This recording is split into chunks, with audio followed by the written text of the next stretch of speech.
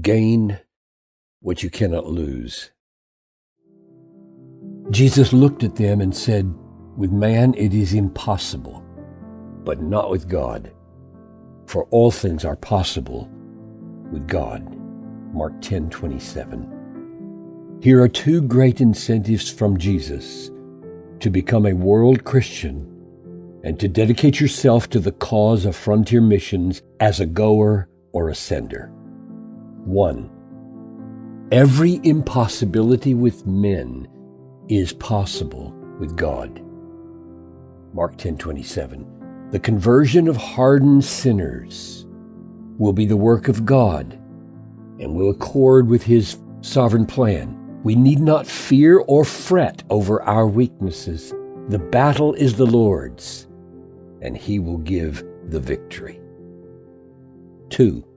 Christ promises to work for us and to be for us so much that when our missionary life is over, we will not be able to say we've sacrificed anything. Mark 10:29 and 30. When we follow His missionary prescription, we discover that even the painful side effects work to improve our condition. Our spiritual health, our joy improves 100-fold. And when we die, we do not die. We gain eternal life.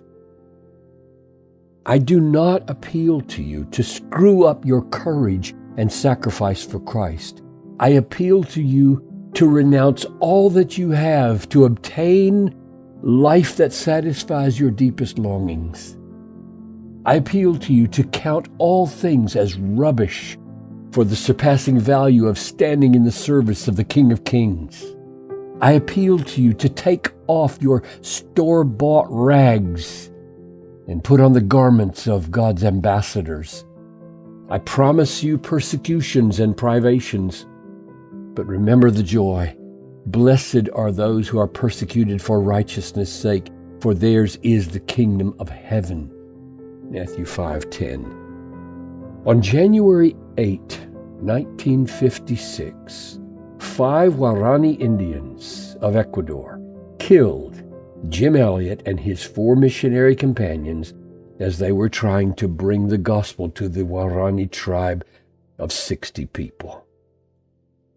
4 young wives lost their husbands, and 9 children lost their fathers. Elisabeth Elliot wrote that the world called it a nightmare of tragedy.